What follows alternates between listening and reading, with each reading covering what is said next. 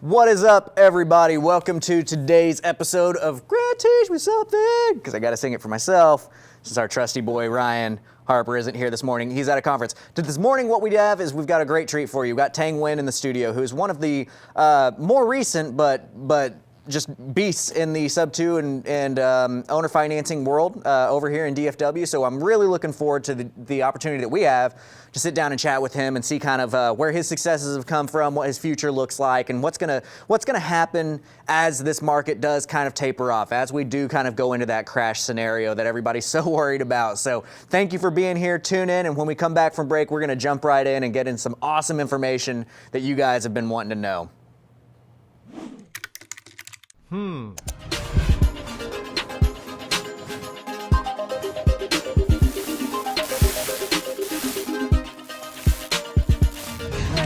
Teach me something.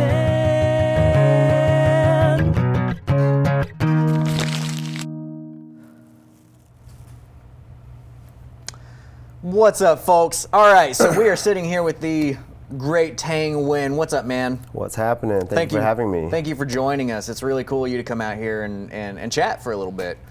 As you can see, I'm ridiculously overdressed. Just to address that real quick, because it is something that we should all be concerned about. I'm overdressed because, and I'll pick up the name here in a second after I drop it, but we are having dinner tonight with Senator Kelly Hancock, who has been identified by the Texas 100 and our lobbyists as somebody who is a good person to talk to, a businessman that understands kind of what we're doing, and that there's not just a bunch of kooks out here. The reason I bring this up is that we need your support too, right? So let's take just a second to talk about the Texas 100, the Seller Financing Coalition. Look, we don't have to like that government changes because of lobbyists and because of, just how government works, but we've got to understand that that's how it works, and we've got to participate in it. So we do have lobbyists in Austin. We do have lobbyists in Washington, D.C. who are fighting for us, who are fighting for the rights of investors, because they've been trying to take those rights away. And Tang even, we were talking about before you started, you were down in Austin last year talking in the courts about what you've done and that you're doing things the right way and trying to keep, I think it was Bill 1994 Yes. that was going to kill wraparounds for us, right? Yes, definitely. We were in the courtroom and just voicing our past experience of what we've done in the past about helping a lot of homeowners through foreclosures, and then doing owner financing the right way, the correct way. Yeah. But there were some bad actors during that time, and there always are. Yeah. And so we do want to do what we can do to prevent. The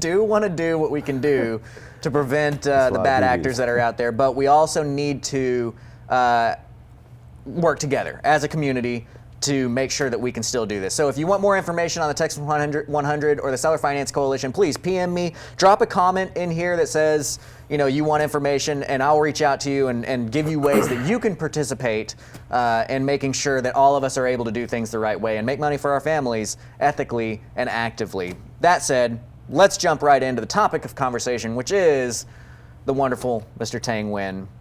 I think if we can get really just right into the meat and jump into one of the most important aspects, and you may not want to share it because it is kind of, how do you get your hair so freaking nice, man?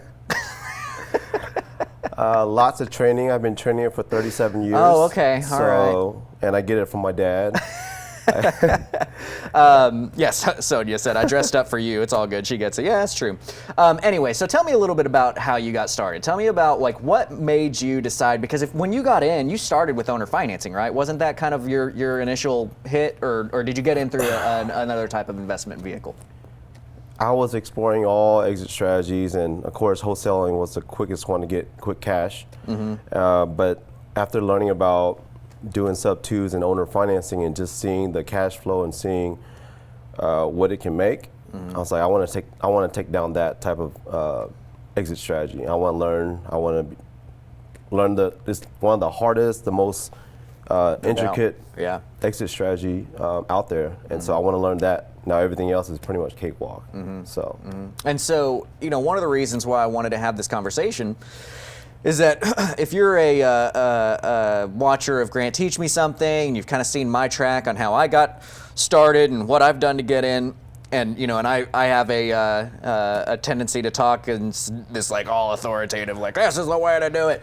But I want to be very clear that there's more than one way to get into this industry, right? There's more than one way to learn how this industry works and to become active and good at it. And so I had nothing to do with Tang's evolution into this industry, as far as I know. And so how did you, when you went out and you were figuring this is what you were going to do, how did you figure that out? What steps did you take to get in and actually get to a position where you were able to take deals down with Subject 2?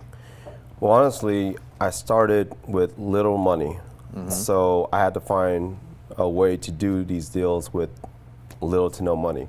And so Subject 2 was like just lit up right away. It's like, hey, I can actually put in just a little bit to reinstate the loans and take control of the property and then find an exit strategy. And then of course, owner finance was great because of the cash flow, true cash flow. And so I found out I can get a down payment, which gets my money back from what I put in, and then I'm cash flowing. And then if they ever refi or sell the house, I get the little bonus check at the very end. So, because there's 3 profit centers in every owner finance deal, right? Yes. You got cash flow, you got down payment, you got equity. And that's beautiful. And that is more, to take the role of Ryan, who would normally tell us, because how many profit centers do you have in wholesaling? 1. And 3 is more than 1. we like so. more. I think so. So something that you said there, can you explain why you said true cash flow, why you specified true cash flow? I think that's a really important point. True cash flow, because if you're a landlord, you're still responsible for the taxes and insurance on the property.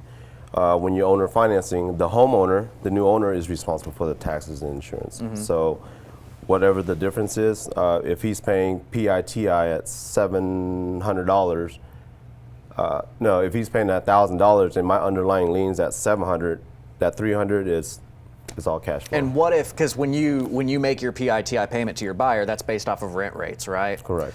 What if you were renting it for $1,000? Would you be getting a true cash flow of $300 a month? No, I'll be paying for a new toilet, a new AC. Right. Right. You can never say, I have so many people who get into rentals and they're like, yeah, I'm making $450 a month on my rentals, and I'm like, oh, that's cool. Like, what kind of CapExes do you have? What? Like, why do you say you're making $450? It's like, well, because my payment is $550 and they pay me $1,000 in rent. It's like, okay, that is not actually what you're profiting off of that deal. Whereas, but with owner financing, you saw the light. You saw, hey, this really is a way to get a real cash flow that I can consistently set up money. And the other thing that I want to point out is that, so I mentioned, we came from different paths to learn how to get this going. But if you look at a common string of those of us that are in this business and in this industry and doing it actively, one of the common strings, like, I didn't have any money when I started this business. I had $0 to put into this. I had like $1,500 that I could put into marketing when I started this. I quit my job with $1,500 to do in marketing. That was, I'm not telling you to do that, but that's what I did. That's all I had. I had nothing. I didn't have any lenders. Nobody in my family had money. Like, I don't come from a wealthy background at all. My grandfather was a oil rig worker, lived in a trailer, and I've got some.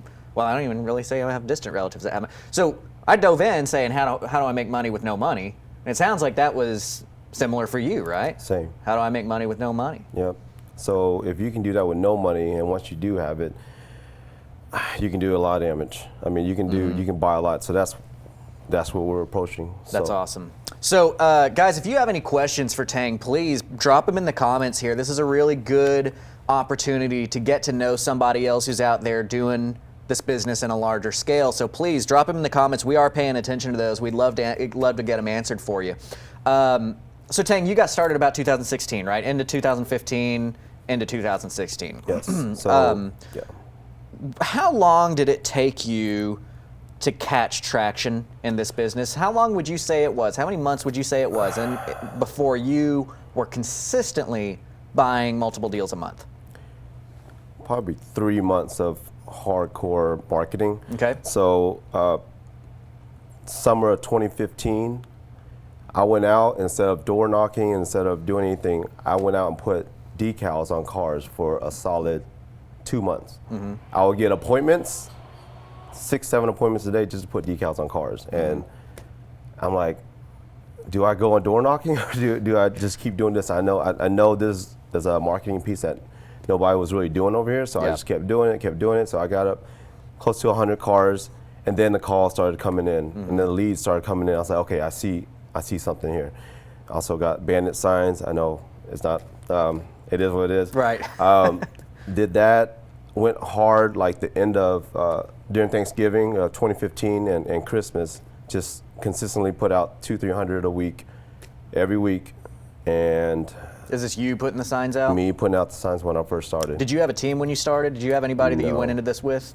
No, started by myself. My wife helped me a bunch. Thank you for writing all the bandit signs, all handwritten. That's awesome. She has great handwriting. Yeah, there was just consistently putting out signs during the times when nobody was really working. Yeah. Thanksgiving, Christmas, and came in January with 9 contracts. That's awesome. And since then, I just kept scaling all the marketing pieces. So That's those very two, I cool. scaled it. Brought in a couple guys to do the bandit signs. The guys do decals on the weekdays, and the weekends they're putting out bandit signs. Okay. And Still to this day, or? no, we phased out of that. Cars, it was good, but it comes with bads. Yeah. Like I'll still get cops calling and say, hey, is this your car abandoned right here? I was like, no, that's not. It's just my decal. This is not my car. And you know, you jackass, you cut me off. I'm like, no, that's not that's me. funny. That's just a driver that has my decal. Okay, I think I'm done with this for now. Love Yeah, it. yeah. Did you learn that from Daniel, or did you learn that the car decal thing, or did you Yeah, learn from that? another gentleman in Phoenix. Oh, okay, So, cool. yeah. Awesome. Yeah, it's a cool way to go about doing things. Eric has a question. Is there a course on Subject 2? I'm in Illinois. There is, actually. If you go to propelio.com/academy, it's free. It's you put your email in, you have access to all of the stuff. I actually have an 18-hour course on everything you need to know with Subject 2, owner financing, wraparound mortgages, everything that goes into that. You're gonna love it. It's 38 lessons full of Sub 2 training. So it's a full A to Z. You know, I'm giving away something that I could very easily charge $5,000 for. Go take advantage of it. Propelio.com/academy. I'm sending all my acquisition guys to you. Yeah. Honestly, yeah. I mean, I tell my mentor students, you know, like I have a mentor student out of California right now, and she is pushing into Austin with her operation because California is kind of ridiculous. And she's like, well, why don't I go to the Texas, California? And she's all worried about training her acquisitions folks. And I'm like, show them the videos that I've got to train you. Like, use this Yes. resource to build your business. That's why we're doing this. That's why somebody like Tang is so willing to have the public persona that he does, because if there's one thing that you hear about Tang is that he's helping people out, right? He's helping people close deals that weren't able to close. And I'm hopeful to be in that same category for you guys, and that I have a large push to help you guys buy more houses, right? We have to help each other build this community together.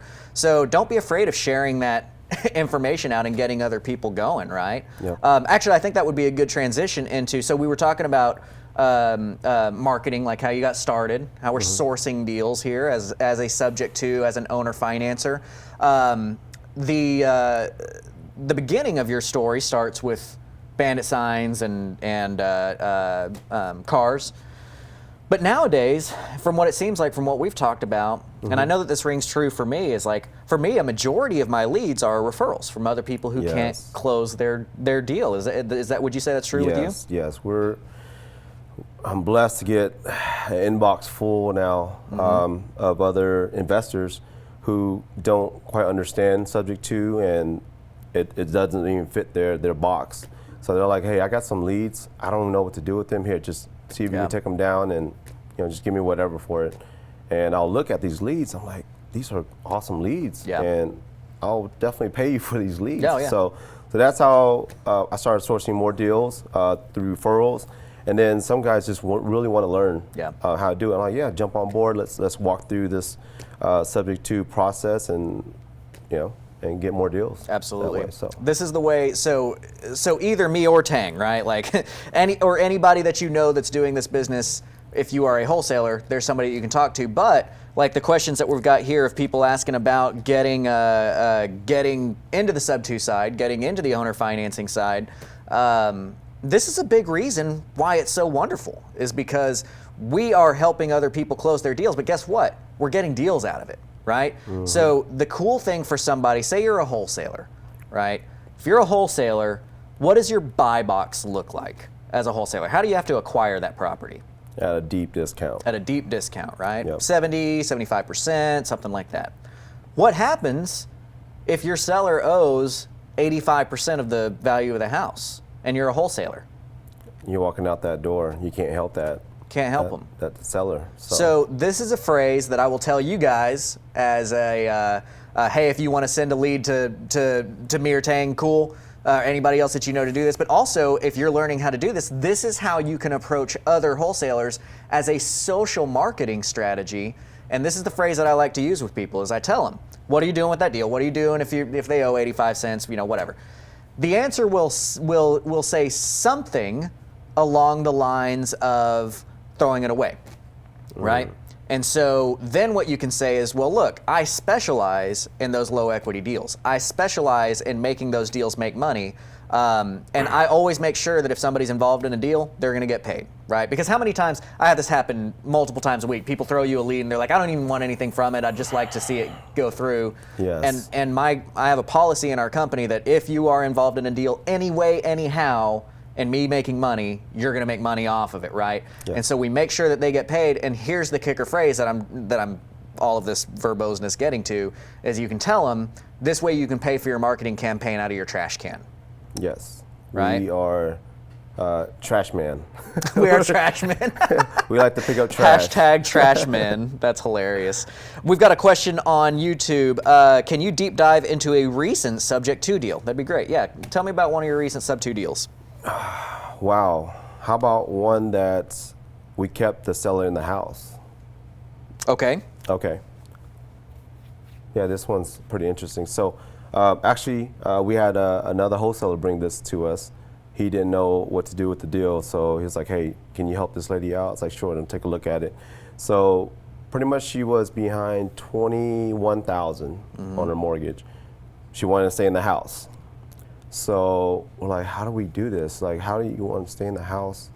And she owes like, so we look in their background, we look at their history, look at what's going on in their lives. Of course, she's going through a divorce. She's getting paid. She has a full-time job in oil and gas, so she's making money.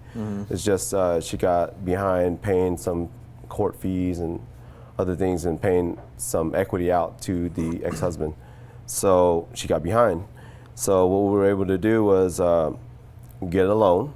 Of course, we sourced a loan from our private money guys and reinstated the loan, paid for her daughter's wedding. Okay. And kept her in the house. So so we took it sub 2. She's actually staying in the house. We're doing a 6-month lease option. Okay. And she is buying the house back at full value price. Okay. In 6 months, because she's doing big projects in oil and gas. Yeah. But nobody asked about that. Nobody knows about her background. I'm like, she's super smart. She knows what she's doing. Right. So in 6 months, she wants to buy the house back and give it back to her kids, because she has 2 kids that stay in the house. She's like, I'm tied to this house. I love this house. Like, they grew up in this house, so I'll buy it back. And you said she was 20 grand behind. That's what you had to do. So right now. So let me preface this. We're not attorneys. We're not financial planners. We are not telling you advice on how to do things one way or the other. The reason I say that is a very, very tricky situation to do that because of the Homestead Act, and it's very legally, there's landmines all over it. So let's not get too deep into that one, because you can really, there's almost 0 ways to do that the right way. That's very, very narrow. But I'm sure Tang talks to his attorneys and all those kinds of things to get that to work the right way. Oh, yeah, and I recommend that you guys, if you're ever going to do that, talk to an attorney. The fear is that the interpretation of selling a house back to somebody who's behind on payments can be a violation of the Homestead Act because ultimately, long story short, it can be seen as a cash-out refi, which needs specific kind of licensing through the SAFE Act and through RESPA. And if you don't have that licensing and you do anything that can be construed as that cash-out refi, it's one of those, if it walks like a duck, talks like a duck, then it's a duck kind of situations. But again, as he did, talk to your attorneys, make sure that you're doing things the right way before ever moving forward with anything. Even out of the stuff that I'm talking about in all the other videos, if in my Subject 2 classes that I talked about on Propelio Academy, trust but verify. Always consult your own attorneys about what's going on. So she was $20,000 behind. And one point that you talked about in getting that deal done that I think is very important for today's investor to understand is getting that second lien money, right? Getting that lending from your private money source, yes, to cover the 20 grand that it took to do that. So we talked about a little bit on the sub 2 side. And by the way, what was her interest rate? Do you know what her interest rate was? 4. 4. And how much longer did she have on the loan?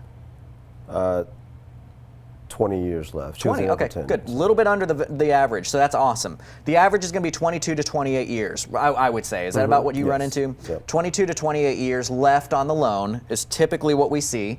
And 4% to like 6.5% is typically what we see on their interest rates. And so before going into the private money side, show me where you're going to go get a non-recourse loan from anybody for 4% on a 20-year AM that you don't have to sign personally on, right? Yep. Like that's the cool thing about sub 2 here, right? Like you bought that house with a loan for 4% in 20 years with equity in the deal, and it's not, if it got foreclosed on, are they foreclosing on you personally, Tang Wynn? No. Who are they foreclosing on? On the seller. Well, no, there's on your LLC though. LLC, I'm sorry. Yeah, right. Not on me. Sorry. So when he bought it into an LLC, and that's where he gets his protections, right? So you're getting a loan into an LLC for 4%, 20 years, with no recourse personally, not a personal guarantee. Ridiculous. That is what is so cool about Subject 2. But let's jump into that private lending. How'd you meet your private lender? It's crazy, through Instagram. Really? Nice. So through the stories that they follow me. Everybody's whoever's following me, follow the stories, all the houses I've been into, all the craziness, and just showing that I'm closing deals every week. And so building that track record. Now they're like, hey, how do I get in? Like, what can I do to help you? Because I'm showing them I'm paying that back my hard money lenders, like just paying them back. So they're like, how are you paying all these guys off? And hey, I want to get in. How much does it take to get in? So okay, well, if you have a little bit of budget, then we have this other program for you where you can just invest in a second position lien loan, but you get your returns. It's, because you have a little bit, right? Right. I'm trying to help the little guys out, and they're like, let's do it. So how much money did he have to invest? 30. Or she? 30. Okay. So this is why I asked that question. It's because you guys that are watching, it's very important to understand that, and I hope that, oh gosh, what is his name? Maybe I should tag him in this. What is his, Matt Rostowski? I hope Matt's watching. I'm going to tag him real quick. But because he asked me a question about this morning. If you are having a, oh no, it's not going to let me tag him. Well, whatever, I'll still post it. If you have a loan that you need to get for private money, second lien position, the lender that's going to do that is not the person that has $250,000.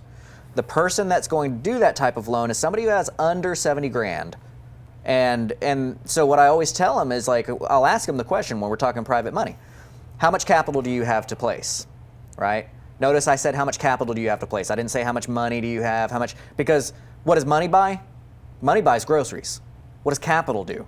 It invests in businesses, right? Yep. So when we're talking, do you talk, when you talk with your private money lenders, do you use money? Do you say the word money, or do you use capital? Yeah. So, so that's cool. So, you know, talking in terms of capital, how much capital do you have to place? If they come back at you with something less than 70 or below, my response is always, well, look, that's very difficult to make work in a first lien position because there's really not enough money to buy a house and fix it up. However, because we know what we're doing in the business, because we can do subject to, we run into deals all the time where somebody might need arrearages paid back on their loan for us to buy it, and we may need to put a little bit of money in for a rehab. So that amount of capital is perfect for that program, where you can lend in to be the rehab or the back payments. Yep. They love it. So are you comfortable sharing terms that you pay for that kind of money? I'm paying 10%. Okay, that's what I pay too. Yep. On second lien loans, I pay 10%, and basically you've just got to work it out. Well, actually, I'm talking too much. Will you work out how you figure out what your payments are to your lender? They're very flexible. It just all depends. A lot of them just like, hey, just pay me on the back end. Whenever all the interest, everything on the back end. Whenever you out the loan, 6 months. So. Okay, so you gave him a 6 month 10%. Is that what I heard? 6 okay. months. So you're planning on her cashing you out on that situation. Yep. Have you taken second lien loans on other subject to deals of yours that you've wrapped or anything? No, Not luckily really? we've been having enough capital to Awesome. to take care of our own deals. Cool. And like I said, when I first started, I did that a lot, right? And then I learned that I got to do some wholesale deals to replenish the funds in the account to keep going. Get that big cash. What's your average wholesale fee? 15. Good. That's 15. really good. Most of the industry that we see in DFW is 8 and 10. 8 to 10. The good wholesalers are going to be somewhere between 15 and 22 on their average wholesale fee. Mine's like 18, but I very rarely wholesale. I only wholesale if there's a huge amount of money. So I kind of pad my number by only wholesaling big deals on it. But just to give you guys an idea of what's building that up. So let's look at the course of action that you've had here, right? So you got in, did some wholesale deals, learned how to do subject to, took down freaking 9 deals within your first 6 months of existence in this business. Is that what I heard? That's stupid. That was crazy. That's stupid. And it could have been more if I had a better network, if I knew how to do certain deals. Yeah. Because all the 9 was almost all wholesale. It was like wholesale. The picture was a wholesale. Like right away, I got a good discount on them. And then I started learning about subject to. I'm like, I could have gotten more deals. I know. I just passed them up when I first started. That's one of the common strings that I see when I'm teaching somebody is they start like sinking in their seat, and I'm like, what is wrong? And they're like, I'm just thinking about how much money I could have made on all these things. I'm like, I'm sorry, dude. Yeah, you're right. Yeah. But that's why you should learn now, as early as you can. Learn how to do this stuff, and we're going to tell you why after we come back from break here in just a moment, because of where the market is headed and what's going on.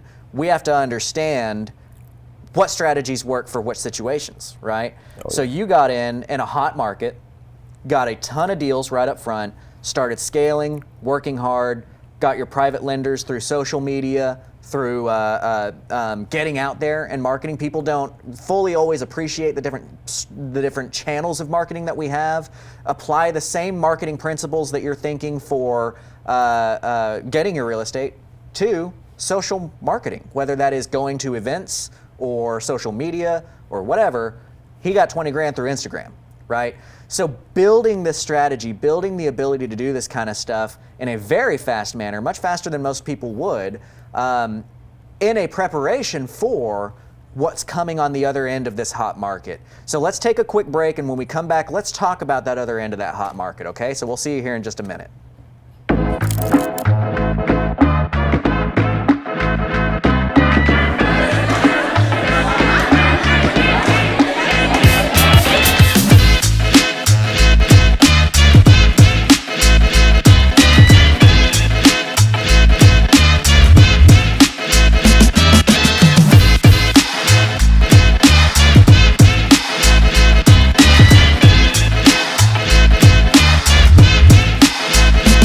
All right, welcome back, everybody. Thank you for being here. So this is an awesome episode where we've got Mr. Tang Wynn, who is a I'm saying more recent, but I don't mean that when I say he's a more recent beast. I'm not trying to diminish anything by saying that. I'm saying like it is really difficult to get to that position as quickly as he has, and so it's very valuable for us to listen to what he's saying. We're about to talk about the crash. We're about to talk about how this strategy applies in the crash and why you really need to know this for that situation. So please share this video right now. Click share. Let people know. Share this video in a group that you think might be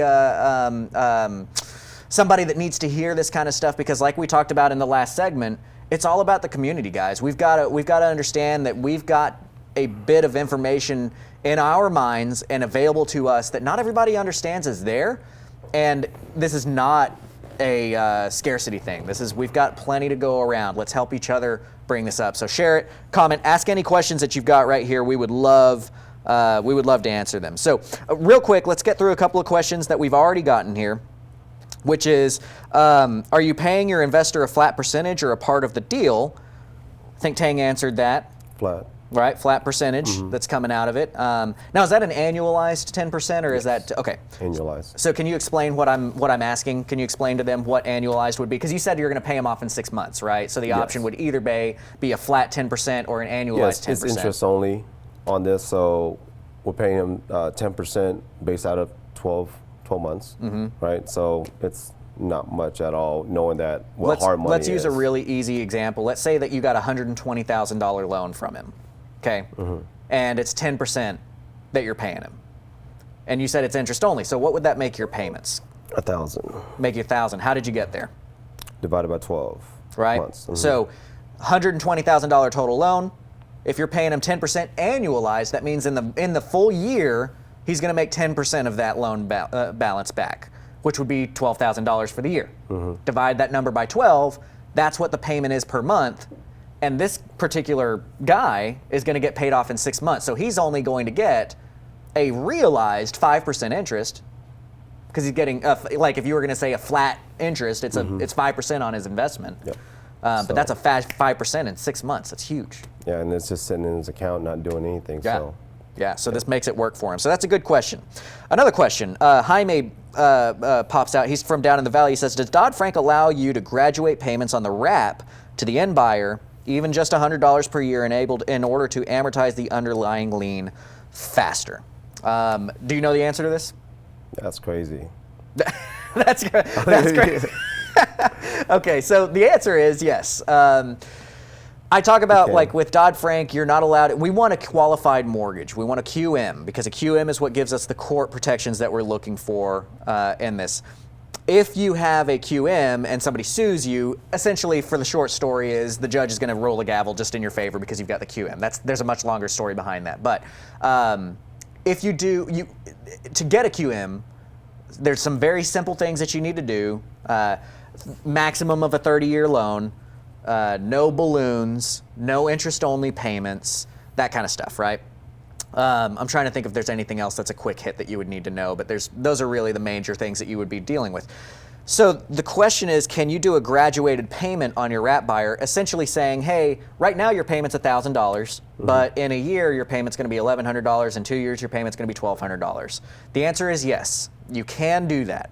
But when you qualify your buyer, you have to qualify them with the largest payment that they could possibly have in the first 5 years.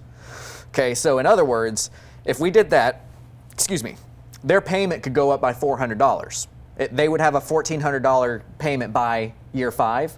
So when we're looking at their underwriting package and deciding if we're going to sell this house to them, we have to qualify them as though their payment is $1,400 right now. Compare that to their income, and if you feel like they could afford that payment, you're good to go. Same rules apply to an ARM. It's just the largest payment they could possibly have in the first 5 years is how you have to qualify that buyer. It's a great question from Jaime. Let's see. And what price point? That's a great question. What price point are you doing the majority of your sub-2 deals? Price point, I wanted to stay under $150,000. Is that what? Yeah, because finding an owner finance buyer in the $200,000 range it's less buyers out there that can have a good down payment. So we typically stay under $150,000. Okay, so. Awesome. My recommendation is exactly that. It's like I like to stay 75 to 150. I cap at 250. I don't like going above 200. That's kind of a complicated way. I just simply I cap at 250. That's all I tell people. But if we're talking about like what do we really want, that 75 to 150, that's gold. Okay, so. Lacey says that commercial is really loud here at Hooters. Bring me some wings, Lacey. That's what we need. Okay, so let's, as promised, talk a little bit about the market, right? Right now we got a lot of people thinking that the sky is falling. Yes. And worried about. Yeah. What's your view of kind of where we're at, where we're going, that kind of thing?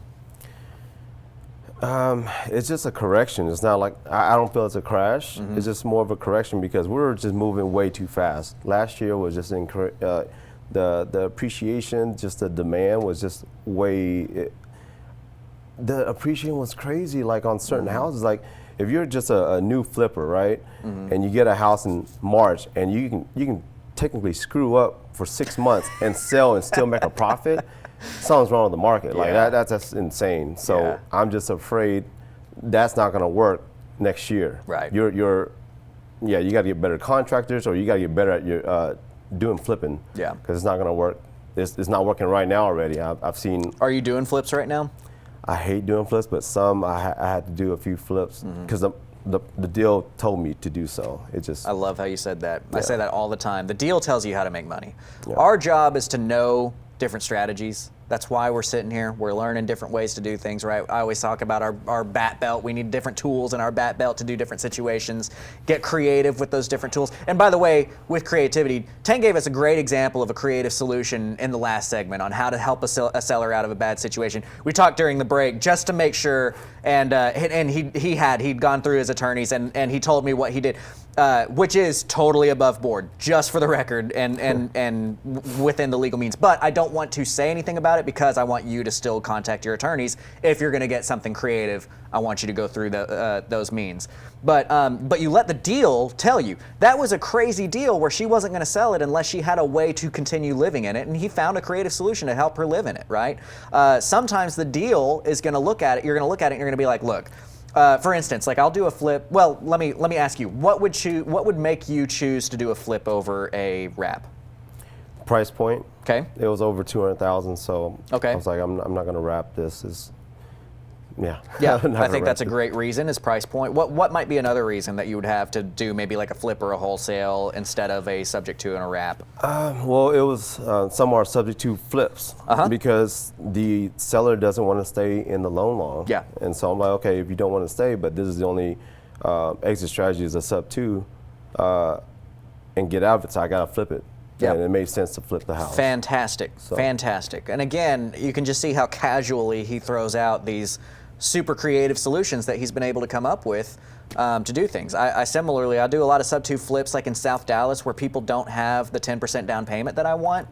I've got enough experience in certain neighborhoods to know, hey, this is a great house. It could be a great rental, but I don't really like rentals, but I can sub 2 it, not have to put stinking anything up really, and then go around and flip it because the days on market are so low, right? That's great. If your rents are not matched up with your ARV, that can be another area where you might want to do a sub 2 flip or something like that. So there's all kinds of different ways to handle these things.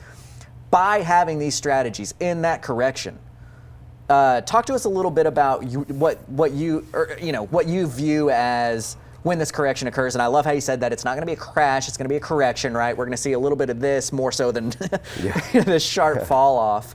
But I can tell you guys from experience, because I you guys are learning the crash. I was born in the crash. I was molded. What is that, like Bane? Whatever. He was born in the darkness. Anyway, I was born in the crash. That's where I got started. I got started in 2011, and that was height of the crash. I learned how to make money in the crash using subject to and using owner financing, and killed it. Made tons of money in the crash, right? And you hear all these stories commonly of people who get in a boom, because everybody gets in a boom, everything looks awesome. They get in the boom, a crash occurs, they lose everything, they can't find deals anymore, everything sucks, and they're one. That was me when the market got good, because I learned how to do sub 2 and owner financing in a crap market. And it was 2015, first quarter of 2015, when it just turned here in DFW, and it was overnight. I saw one of my first marketing pieces. It said, the average days on market right now is 180 days. Sell to me, and I'll have it closed by next week, right? Wow, 180 days was our average That's days on market, insane. right? And overnight, it went from 6 months on market to maybe a week or two on market within 2 months of the first quarter of 2015. It was crazy. And I'm running around like a madman. What happened to all my money? Where do I make my deals anymore? And that's when I started learning some more of these cash strategies like he's talked about as well. But you've spent this past few years preparing yourself for that correction. Oh yeah. Right? So, and what are you doing right now, and how do you view getting into that area? So it's funny. Travion mentioned like, hey, where are you at social media? Like I don't see you posting anything, because we've been working our butts off in the office, working on the business, building our systems, building processes to handle more subject to deals. Subject to deals, there's a lot of moving pieces. There's a lot of hand holding with the sellers, title company. It's a lot of moving pieces. So we're working on the back office, just building and making sure it runs, a transaction runs smooth without us being there. And if we can do that, we can handle more deals. I can take on more deals because I know it's coming. So that's what we've been doing. Yeah, I agree. I love that you have enough foresight to understand that this is a strategy that you can just Pac-Man deals in the crash, right? Because why is that? Why is it that subject to becomes such a great strategy in that correction? Because there are a lot of loan programs out there now that's, will help assist on down payments. They're getting into all these loans and deals with little to no money, right. like $3,000 down on a house. The home buyers don't really see the property taxes going up. They didn't think of planning ahead. Yeah, planning ahead pretty much. So getting a house 2 years, 3 years in, and they see the property taxes rising and rising, they can't afford the house anymore. So they'll get a couple months behind. Next thing you know, they're 6 months behind. And so how do you buy a house when they just got in and there's hardly any equity? Right. Who's going to purchase that house? How is a wholesaler going to come in and buy at a discount when he owes 180 and it's worth 180? Right. So. Right. I love it, man. And this is one of the things that makes Tang such an impressive dude, is that Tang came in 2016, 15, 16, kind of on that cusp, and is able to have the foresight to understand that situation that most people don't have the foresight to understand, because exactly what he said. We see these raising markets, right, where values are going up and up and up and up and up. The crash is defined by when those values go down, right? So people are buying. No down payment, low down payment, whatever. Well, somebody who buys right here, when we see a correction and it tips off right here, and they're a year into their house, and they need to sell for whatever reason because taxes have gone up or whatever that might be. I mean, it wouldn't go up in that crash, but whatever that might be, they need to sell their house.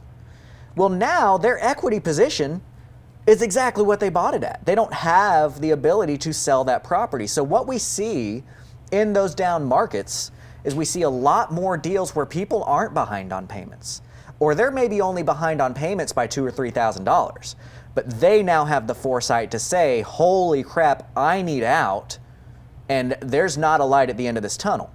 We see a lot of people with big back payments right now because property values are always going up. And so they've got in their mind like, well, I'll just keep it there and it'll be worth more, and then eventually I'll have enough to where I can sell it and I'll make my money back, and then something else hits them and that's when they need to sell, or the foreclosure occurs before they were ready to get things going, right? And so I love that you know that's kind of the situation that they're in, because if you can scale, I've been telling people all year, right now is the time that you need to be figuring out how subject to works. You need to be figuring out owner financing right now and scaling it, so that when that occurs, you're the guy that people are sending deals to. You're the grant that people are sending deals to. You're the Tang that people are sending deals to, because they've spent their whole life learning how to screw up a fix and flip and still make money. And then when they can't do that anymore, what do, right? Yep. So we'll see those those back payments go lower and lower. What's your average arrears that you're hitting right now? Ooh, it's getting high these days. Very high. They're 15 is 10 to 15 has been the average. And that's actually, surprisingly, I would classify as lower than where, because we've been seeing, I'm actually excited that we're down to 10 to 15, because I've been seeing a bunch of 20s and 30s over the last, year and a half or two, where people are behind 30 grand, and that can kill your deal. Yep. So we're talking about buying houses at full value in the crash. Okay, and again, guys, please like and share this. And if you have any, more questions about how this stuff works, check out propelio.com/academy. I do a full-blown course on Subject 2 and owner financing, all the creative ins and outs that you need to do this kind of stuff with. Also, creativecashflow.com. That's where we help you buy more houses. Check out creativecashflow.com because I'm there to help. I'm there to help build this community and put the real information out there that's helping people actually close these deals. So check us out on that. People, and just real quick, how can they get a hold of you? What's the best way for people to get a hold of you, Tang? Facebook, Instagram, just look us up, The Odd Brothers, or look up Tang Wynn. That's the easiest way. And spelled W-Y-N-N. W-Y-N-N on Facebook. Yes.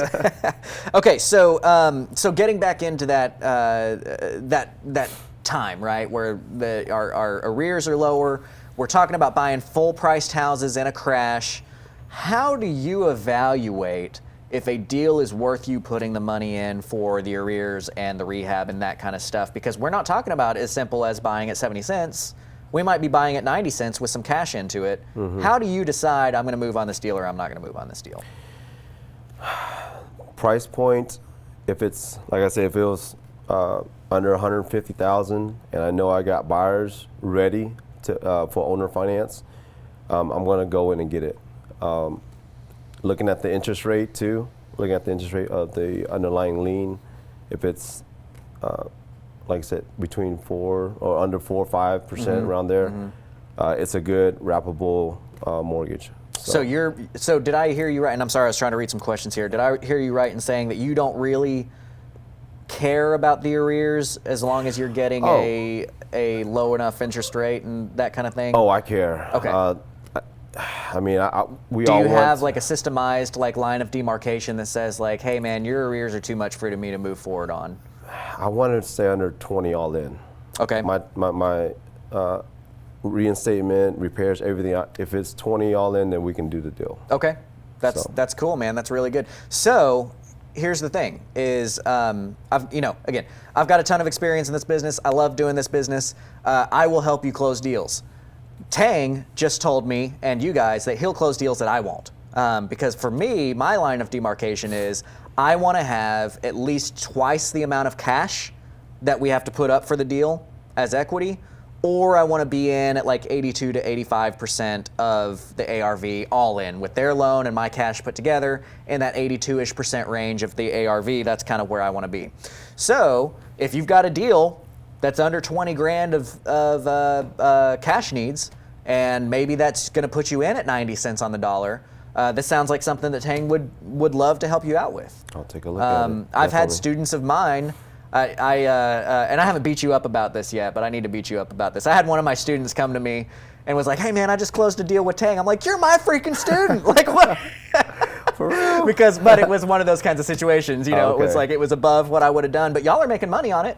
And so that's awesome, right? This is why I wanted to bring you on, is because there are different ways to get into the business. There are different ways to make money in the business. And just because it is not a way that I have been preaching or teaching doesn't necessarily mean it's invalid, right? There's a lot of stuff where I am going to be like, yes, that is invalid. Don't do it that way. That's illegal. But there are a lot of things like this being a perfect example. I've got a different criteria than you do. And you're going to be able to help a market of people that I even can't. So that's a reason why you should be learning how to get into this and do this business. Jumping into some questions here, we've gotten Jaime is helping out a lot with. Alex had a question about doing assignments, and just to be clear, if you have a deal that you need to assign, you're just assigning your position in the contract. You don't need to get an assignment from your buyer. You get you get a contract from your seller. You get a contract with your seller, and then you assign with your buyer. So, let's take a quick break. We'll come back. We'll kind of summarize how things have been, what we've looked at, kind of the path that Tang has taken to become the king of the at least the Fort Worth side, because you're over in Fort Worth, yes, right? Fort Worth. King of the Fort Worth side of DFW with these Subject 2 deals. We'll kind of summarize this, talk a little bit about what we've seen, what we're going to see, and then what we can do in the future. So let's take a break, and we'll come back at it right after that.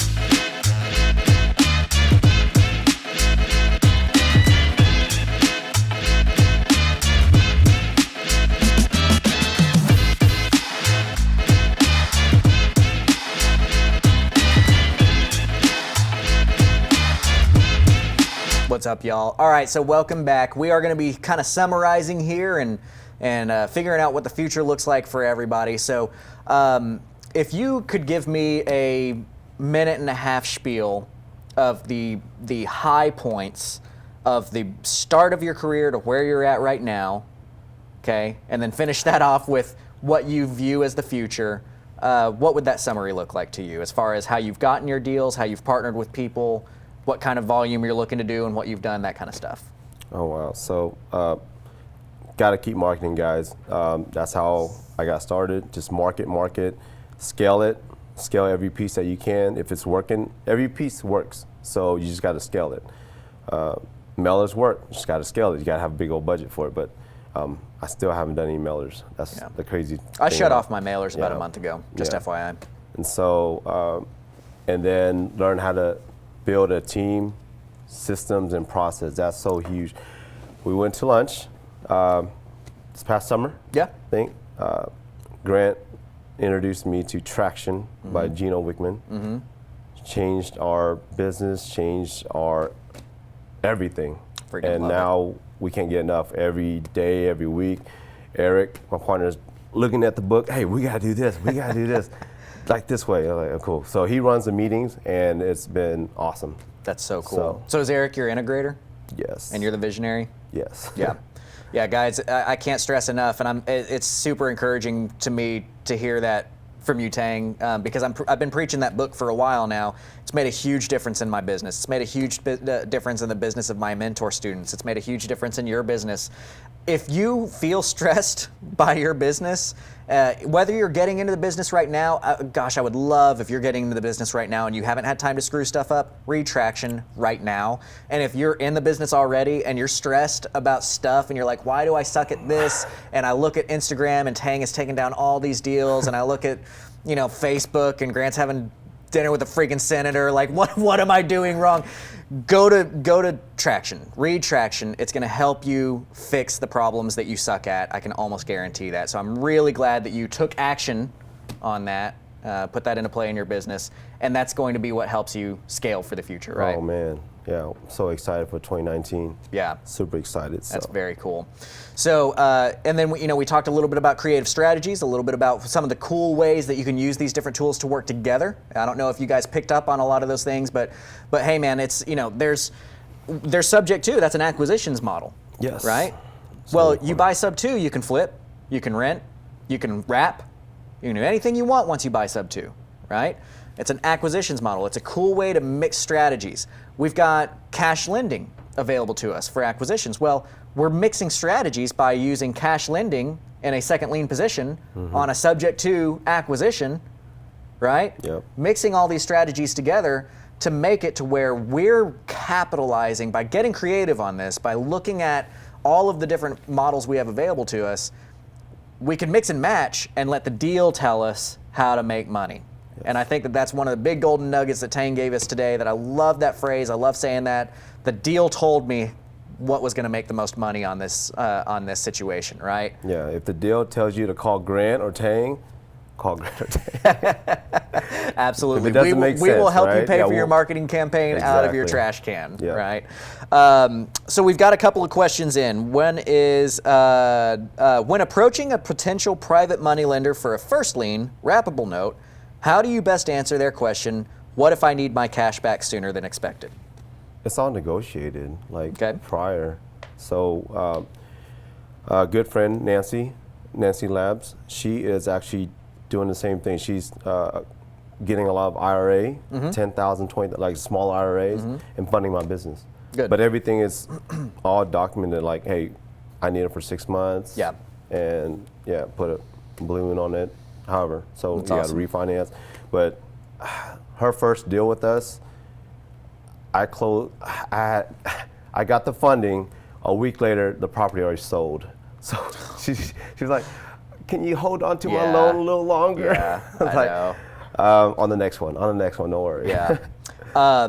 And for the record, too, as we talk regulations, so Nancy is, I'm sure, handling all of this stuff in the background. But doing that falls under SEC law. So don't just be like, oh, that's something I never thought about. I'm just going to get a bunch of my friends and family to put money in, and then we can get a deal together. SEC law applies there. That is a fund management. You've got to do a lot of hoops to make that work the right way. Just for the disclaimer on that. The question being, hey, I'm going to do a 10-year loan with you. What happens if I want my money back sooner? Notes are very marketable on the secondary market. Have you sold notes? Oh, yeah. Yet? Okay. Oh, yeah. You like selling notes? Yes. I love selling notes. Selling notes is my easiest way I make money. Outside of, I mean, it takes a lot to get to a position where you can sell that note, but the actual act of selling that note is so easy and you make so much money on it. But I tell my sellers that too. It's like, look, if you have to liquidate before the maturity of our loan, I can help you find a buyer on the secondary market who might want to buy that from you, but it's going to take a discount to sell it, right? Yes. If I still owe you 100, you might be selling that note for 85 or 90 or something like that, but you can still cash out. So that's one way to handle those kinds of things. So I called you the king of Fort Worth. Bryce says, Tang equals the king of Fort Worth, what? Sohail comes back and says his hair looks like the crown. Tang Wynn for president from Jay Coleman. So Brian asks, how do you come up with a spread or assignment fee when you are assigning a subject to deal? Oh, how do I come up with? I just look at a mixture of things. The ARV. I look at the ARV. And also how much my reinstatement is, how much I have to get to the seller, the closing cost. So I factor all that in. If it's still all that is still way under the ARV, then I'll start calculating how much I can put on top. And so I gotta think buy and hold guy is gonna come in with 20 to 25,000 to buy a house, right? A regular house on a down payment and rent. He can do the same here, 20 to 25,000, but just take over the note. Everything's in place. There's no going to the bank, trying to get a loan. Everything's in place. And I pretty much gift wrap that sub to the investor. Like everything is set, all docs are ready. Awesome. That's awesome. Yeah, so that's a great way to do that. And the key point that he's hopping on here being, you look at what your buyer would want. What would a buyer pay? That's what makes anything marketable ever, is what would a buyer pay for this? And you've got to be in tune to what people want to see, and that's how you can work in your assignment fees on that kind of side of things. So Cynthia Franklin says, I will call. Cynthia, I look forward to that call. That is awesome. Ryan has linked to the Traction book. I would love for you guys to go out. I mean, if there's anything I can give to the community, it is read this stinking book and put it into your business and take it very seriously. Mary Bowles says, did you say you quit sending out mailers? And yes, I did. I absolutely, I send 0 mailers out anymore. It is a, I hate saying anything with this kind of certainty because everything is cyclical, especially in marketing, but it's a dead marketing channel for me, in my opinion, right now. My first mailers, when I was sending them out when I got into the business, 2011, for that first period of time, that next few years, I would get a 10 to 12% return rate. We haven't seen that in years. Now mailers are getting like 0.5. Yeah. It's just awful. So door knock, cold call, hit the ground. I am not a believer in bandit signs personally, because the only way to get out of getting ticketed for those bandit signs is to either pay for the ticket or to lie to people that, oh no, somebody on Craigslist told me to put this out. These aren't my signs, or making the people follow so many phone tunnels that they can't actually get to you. And I don't think that's the right way to do business. But I don't say that to look down on anybody else that's doing it. By any means, I'm not trying to be a jerk about it. I'm just saying be careful, because it is usually against the code compliance. If you're going to do bandit signs, just make sure you're adhering to code compliance. But they work, right? They work too. Matt says, are you avoiding major flips since the market could drop so much? Me personally, yes. I cap in my entire investing, I cap at 250. I get tons of deals where, I could have made a bunch more money, but it's a $300,000 house, and that's not in our box. And I think that we need to be masters of our domain. So I say no to those. And that's part of Traction, is, learning what we want and sticking to it. I haven't done a flip. I stopped taking down flips about 6 months ago, specifically because of, I don't think the sky is falling, but I just don't want to play with it. I've got plenty of other ways to make money, right? Exactly. And you said you're avoiding flips if you can, but sometimes the deal tells you that that's the way to make money. Yeah, that's 300 level. Oh man, I'll pass. Right. Yeah. So. Eric wants a good script for cold calling. Maybe we'll do that on another episode. But that's not something for today. That would be a whole, and we're kind of summarizing and wrapping up here. So guys, and please get your questions in here. We can probably take a couple more questions if you're getting them in. But again, to summarize, like, comment, share, let people know that this resource is here. And guys, let's not disrespect the fact that Propelio.com has put a lot of efforts and a lot of money into making sure that you guys can have an education in front of you that is free to you. It is free to you, but it takes hundreds of thousands of dollars to run an operation like this. It takes time out of the days of people who are killing it in real estate. If you look at my calendar, is ridiculous, right? But we're taking time out of our days to help build this community, and that's not to act like we're not getting something out of it too. Like, let's be very clear here. There's something to be said that we're getting benefits from as well, but you're getting a ton of information for free, and it is sponsored by Propelio.com, which gives you great MLS comps because they are actually MLS comps. Real MLS sourced comps, leads lists, CRM, websites. Check out Propelio.com. If you like the way that I teach, look through the Grant Teach Me Something episodes. We've got them all categorized in their own playlist on the Propelio Facebook. Also check out CreativeCashFlow.com. CreativeCashFlow.com is where I help you buy more houses. That is my calling. I will help you do everything in my power to give you all the resources you need to get out there and buy some more houses. And Mr. Tang Wynn, people can get a hold of you how again? Through Facebook, Instagram. My wife shared my Instagram name on there. And also for, I think it was Eric Jones, if you want it, I can answer that tomorrow. Friday. We do Friday with the Odd Brothers, so we go eat lunch on Fridays, and anybody can come and join us. I'll answer whatever you want. We can run over anything you want, talk about business, life, awesome. Anything. How can they tell, like, where are you going to have lunch? Oh, so you got to follow me. But I think we already set this Friday at Pho Big Bow in Watauga at 11 a.m. So we'll be there eating, enjoying pho in this nice cold weather. That's awesome. So yeah, I always stop off and get coffee for everybody on my way in, and I was like, hey man, do you want some coffee this morning? He's like, yeah, I'll take a cup of pho. It's like, I don't think they have that. All right, guys. Well, thank you guys so much for tuning in. We're really blessed to have somebody like Tang sitting here, and for you to have the opportunity to kind of pick our brains about this stuff. Tang, thank you so much for taking time out of your busy day to come and chat and share some of your insights on what's going on. And guys, if you have any more questions, please continue to drop them in here. We will monitor this video going forward. Try to get in there and respond to your questions. Just tag us at Grant Kemp, at Tang Wynn, WYNN, so that we can know exactly where that's going. And every Wednesday at 11, right here, back in the same bat time, same bat place for Grant Teach Me Something. Thank you guys so much for participating, and we will see you next week.